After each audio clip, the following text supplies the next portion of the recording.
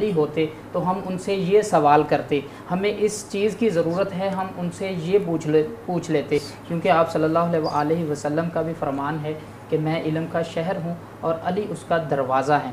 तो इसी गुफ्तगू को आगे बढ़ाने के लिए हमें ज्वाइन किया है फैसलाबाद की मारूफ मौलमा है फ़रहाना गुलज़ेब जी। बहुत शुक्रिया आपका बाजी, आपने वक्त दिया। जैसे मौला कायनात का शहादत के हवाले से आज गुफ्तगू हो रही है, क्या कहती हैं, क्या पैगाम है इस शहादत के हवाले से कि जो शहीद करने वाला मलून है, जब उसको मौला कायनात के चाहने वाले मस्जिद के अंदर पकड़ लेते हैं, आपके लिए शरबत लाया जाता है, शहद का शरबत, ताकि वो जो जहर है उसका असर कम हो, तो मौला कायनात ख़ुद पीने की बजाय कहते हैं कि मेरे इस दुश्मन को, वार करने वाले को पिलाओ, क्योंकि इसके चेहरे से मुझे मौत का खौफ नज़र आ रहा है, तो मुझे ये शरबत ना पिलाया जाए बल्कि इसको पिलाया जाए। क्या कहते हैं, ऐसी सखावत दुनिया में कहीं मिलती है? बिस्मिल्लाहिर्रहमानिर्रहीम जी, तस्लीत अर्ज़ करती हूँ।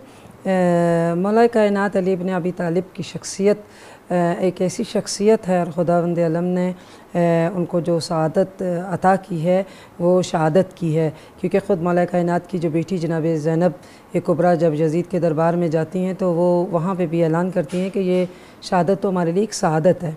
तो अली इब्न अबी तालिब 19 माह रमज़ान को जो है वो जब अपनी बेटी जनाब उम्मे कुलसूम के घर में, दो बेटियां हैं मौला की, बड़ी बेटी जनाब ज़ैनब कुबरा हैं और छोटी शहज़ादी जो हैं वो जनाब उम्मे कुलसूम है। उनके घर में इफ्तारी के लिए, क्योंकि माह रमज़ान होता है तो उनके घर इफ्तारी के लिए दस्तरखान पे बैठे होते हैं, और हर बेटी ये चाहती है कि जब उसका कोई मेहमान आए हत्ता के अपने बाबा के लिए, तो वो दुनिया जहान की नेमतों को दस्तरखान पे रखती है। तो मौला कायनात के लिए उसने बीबी उम्मे कुलसूम ने नमक भी रखा और पानी भी रखा, और हाँ जी दूध भी रखा जी, दूध भी रखा। लेकिन मौला कायनात अली इब्न अबी तालिब ने कहा कि बेटी ये दूध उठा लो और मैं नमक के साथ जो है ना वो इफ़्तार करूँगा।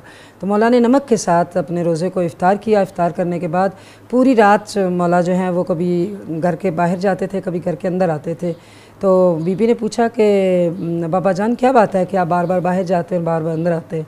कहा आज वो आखिरी शब है कि जब मेरी मुलाकात जो है वो कायनात के मालिक रब कायनात से होना है। इन्ना लिल्लाह का भी विर्द करते जाते थे और बार बार ये कहते जाते थे। जहाँ भी बात की आपने सगावत की, तो मौला कायनात की सगावत के तो क्या ही कहने, अपने दुश्मन को तो कोई भी नहीं छोड़ता है। जब मौला कायनात एक दुश्मन जो है वो आमने सामने आ जाता है, मौला से तलवार मांग लेता है। अब देखिए एक जंग के उसूलों में से ऐसा नहीं है कि आप अपनी तलवार किसी को दे दे, लेकिन ये वो सखी हैं या वो अता करने वाले हैं कि जब मौला कायनात के सामने वो आता है, समझता है कि आप मौला मुझे कत्ल कर देंगे, तो वो फ़ौरन मौला से सवाल करता है और तलवार मांग लेता है। तो मौला ने फ़ौरन अपनी तलवार जो है वो उसको दे दी। तो कहता है कि आपने मुझे तलवार कैसे दे दी? तो मौला ने कहा मैं तो आपका दुश्मन हूँ या मैं दुश्मन इस्लाम हूँ।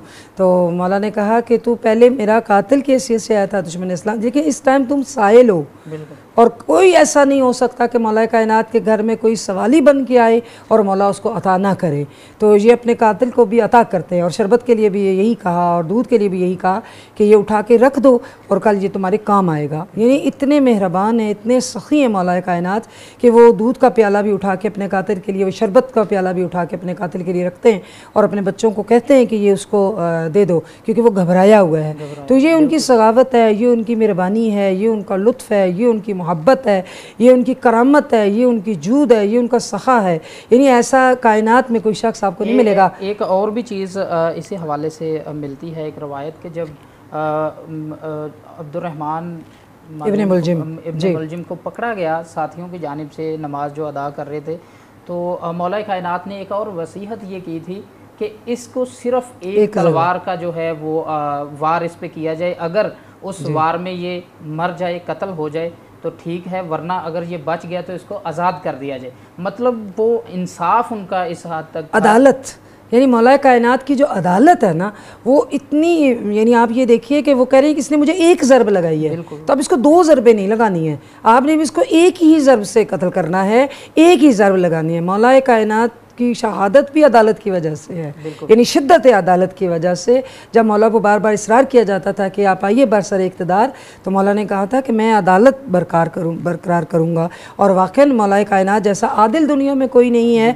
और उन्होंने अपनी अदालत के यानी अपने दुश्मन के साथ भी देखिए कैसा इंसाफ किया है और अदालत किया है कि आपने इसको एक ही वार करना है, और एक ही वार किया, और फिर और शरबत का प्याला भी उसको पिला रहे हैं। ये सब क्या है? ये मौला कायनात के घर का ये हुस्न है, ये मौला कायनात के घर की तरबियत है। और मैं एक जुमला यहाँ पे ज़रूर कहना चाहूँगी कि हम मौला अली की तलवार का जिक्र करते हैं, मौला अली की जंगों का जिक्र करते हैं, लेकिन मैं यहाँ ठहर के एक जुमला कहना चाहती हूँ कि इस्लाम तलवार से नहीं फैला है, अली के अखलाक से फैला है, अली के इंसाफ से फैला है।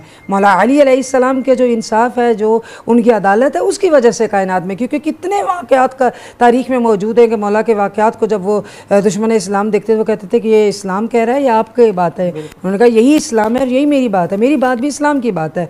तो बहुत से यहूदी ऐसे होते थे कि जो इस्लाम कबूल कर लेते थे जी। तो मौला कायनात जो है 19 माह मुबारक रमज़ान की इफ्तारी जब करते हैं, और उसके बाद जब वो मस्जिद में जाते हैं, और जब जाते हैं तो देखते हैं कि ऊंधे मुँह मौला का कातिल इब्ने मुलजिम जो है वो लेटा होता है। मौला उसको उठाते हैं और कहते हैं उठो, और उठ के जो है वो अपना फरीज़ा अंजाम दो।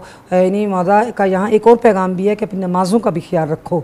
और मौला ने अपनी वसीयत में भी कहा, मौला मुत्तक़ियान जब हम कहते हैं ये मुत्तक़ियों के इमाम हैं, तो मौला ये नहीं चाहते कि अपने किसी चाहने वाले की नमाज को भी कज़ा होने दें। और कहा और वसीयत भी की कि तकवा का ख्याल रखना और अपनी नमाज़ों का ख्याल रखना। और अपने कातिल से भी कहा कि उठो और नमाज का टाइम हो रहा है। और मौला जब जाते हैं और गुलदस्ता अज़ान पे जाते हैं, अज़ान कहते हैं, उसके बाद पहली रकत में जब सजदे में होते हैं तो ये वार करता है मौला के सर अक़दस पर, और अजीब जुमला और तारीख़ी जुमला मौला कायनात जो कहते हैं कि फ़ुज़्तु बिरब्बिल काबा, कि आज अली कामयाब हो गया। अजीब बात है कि मौला ने फ़ातिह खैबर होने के बावजूद नहीं कहा कि मैं फ़ातिह खैबर और मैं कामयाब हुआ, लेकिन आज बारगाह इज़्ज़ती में जाने के लिए और खुदा के रूबरू जाने के लिए इतने मौला कायनात जो हैं वो सुरखरू थे कि उन्होंने जब ज़रबत लगती है तो कहते हैं फ़ुज़्तु बिरब्बिल काबा, कि अल्लाह हाँ काबा की कसम के मैं कामयाब हो गया। बिल्कुल, हम अगर सालों साल भी लगे रहें तो ये बातें जो हैं वो किससे वो तारीफ़ें उनकी वो ख़त्म नहीं हो सकती। प्रोग्राम के आखिर में एक पैगाम दें हमारी बहनों बेटियों के लिए, नौजवान नस्ल के लिए, कि वो कैसे जो पंचतन पाक का घराना है वो मौला कायनात हों या फिर उनकी औलाद हो, कैसे उनकी तालीमात पर चल सकते हैं। कोई एक छोटा सा पैगाम। देखिए, तालीमात तो सिर्फ मोहम्मद और आले मोहम्मद के घराने की हैं, जो पूरी कायनात में आज पूरी दुनिया में जो बदअमनी है, मसाइल हैं, बेसब्रियाँ हैं, कत्ल व गारत है, ये सारी चीज़ें तालीमात से दूरी ही तो है। अगर वाक़ई रसूल खुदा ने जिसका फरमाया था इन्नी तारिकुन फ़िक मुस्तक़लैन किताबुल्लाह व इतरती, यानी मैं तुम्हारे दरमियान दो ग्रांबा चीज़ें छोड़े जा रहा हूँ, जो फ़क्ल छोड़े जा रहा हूँ। एक अल्लाह की किताब है और दूसरी मेरी इतरत है। यानी एक हिदायत करने वाली जो चीज़ है वो हमारे पास ये अल्लाह की किताब है, यानी कुरान करीम है। तो ये महीना भी कुरान करीम के नज़ूल का महीना है, हिदायत की किताब है, और ये महीना भी सब्र का, इस्तकामत का।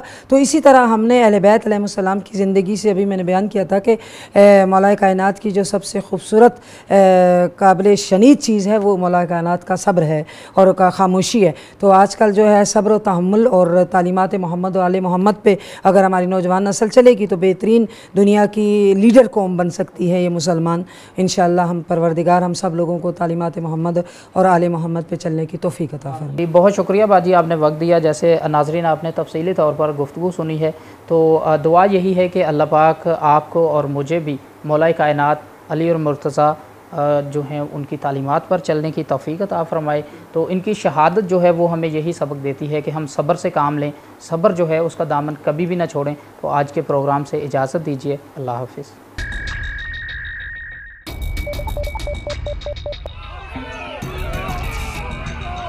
भाइयों वो तो ज़रूरी है हमारे ऊपर ये जो अज़ाब है, दोनों के साथ